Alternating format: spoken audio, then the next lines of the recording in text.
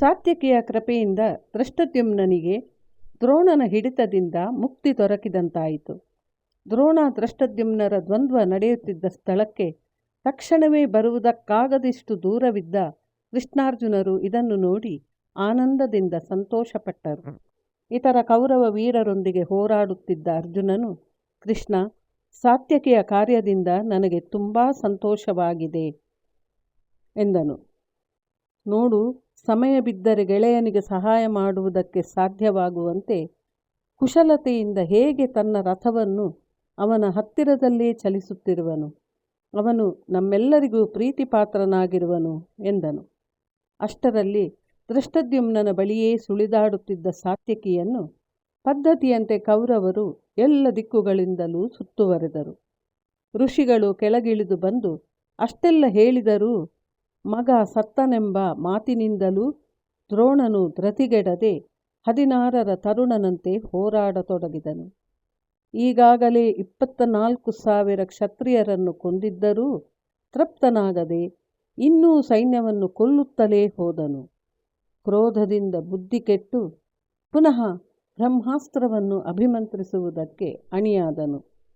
ರಥವೂ ಇಲ್ಲದೆ ನಿರಾಯುಧನಾಗಿ ನಿಂತಿದ್ದ ದೃಷ್ಟದ್ಯುಮ್ನನ ನೆರವಿಗೆ ಭೀಮನು ಓಡಿದನು. ಬೇಗ ತನ್ನ ರಥದಲ್ಲಿ ಕೂರಿಸಿಕೊಂಡನು. ಇಬ್ಬರೂ ಒಂದೇ ರಥದಿಂದ ದ್ರೋಣನೊಂದಿಗೆ ಹೋರಾಟ ನಡೆಸಿದರು. ಅವನ ಎಲ್ಲ ಅಸ್ತ್ರಗಳನ್ನು ಇವರು ನಿವಾರಿಸಿದರೂ ದ್ರೋಣನು ಸೋಲೊಪ್ಪಿಕೊಳ್ಳಲು ಸಿದ್ಧನಿರಲಿಲ್ಲ. ಆಚಾರ್ಯನ ರಥದ ಬಳಿ ಹೋಗಿ ಸಿಟ್ಟಿನಿಂದ ಭೀಮನು, ಬ್ರಾಹ್ಮಣರು ಕ್ಷತ್ರಿಯರ ಕೆಲಸಕ್ಕೆ ಬರದೆ ತಮ್ಮ ಧರ್ಮವನ್ನು ತಾವು ಅನುಷ್ಠಾನ ಮಾಡಿಕೊಂಡಿದ್ದರೆ ಕ್ಷತ್ರಿಯರು ಇಷ್ಟೊಂದು ನಾಶ ಹೊಂದುತ್ತಿರಲಿಲ್ಲ. ದಯೆ, ಅಹಿಂಸೆಗಳೇ ಅತ್ಯಂತ ಮೌಲ್ಯಗಳೆಂದು ಬ್ರಾಹ್ಮಣರಲ್ಲಿ ಇವು ಇರುವುದೆಂದು ಹೇಳುವರು. ಆದರೆ ನೀವು ಹುಟ್ಟಿನಿಂದ ಮಾತ್ರ ಬ್ರಾಹ್ಮಣ, ಕರ್ಮದಿಂದ ನೀವೊಬ್ಬ ಕಟುಕ. ನಿನ್ನ ಹಾಗಲ್ಲದೆ ತಮ್ಮ ತಮ್ಮ ಧರ್ಮದಲ್ಲಿ ನಿಷ್ಠರಾಗಿರುವ ಜನರನ್ನು ನೀನು ಲಕ್ಷ ಲಕ್ಷ ಸಂಖ್ಯೆಯಲ್ಲಿ ಕೊಲ್ಲುತ್ತಿರುವೆ. ಸಂಪತ್ತಿನ ಮೇಲಿನ ಮೋಹದಿಂದಲೂ ಅಜ್ಞಾನದಿಂದಲೂ ಮೋಹದಿಂದಲೂ ಕುರುಡನಾಗಿರುವೆ. ಈ ಎಲ್ಲ ಸಿರಿ ನಿನಗೇಕೆ? ಹೆಂಡತಿ ಮಕ್ಕಳಿಗಾಗಿಯೇ? ನಿನ್ನ ಒಬ್ಬನೇ ಮಗ ಸತ್ತಿದ್ದರೂ ನಿನ್ನ ಕೊಲೆಗಡುಕತ್ವವನ್ನು ಮುಂದುವರಿಸಿದ್ದೀಯೇ. ಇತರರಿಗೆ ಹೇಳುವ ಧರ್ಮವನ್ನು ನೀನೇ ಪಾಲಿಸುತ್ತಿಲ್ಲ.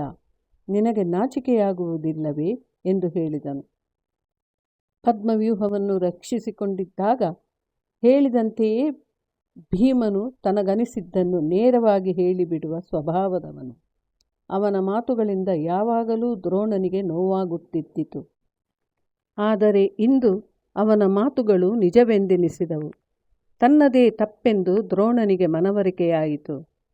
ಇದ್ದಕ್ಕಿದ್ದಂತೆ ಅವನು ಯುದ್ಧ ಮಾಡುವುದನ್ನು ನಿಲ್ಲಿಸಿದನು.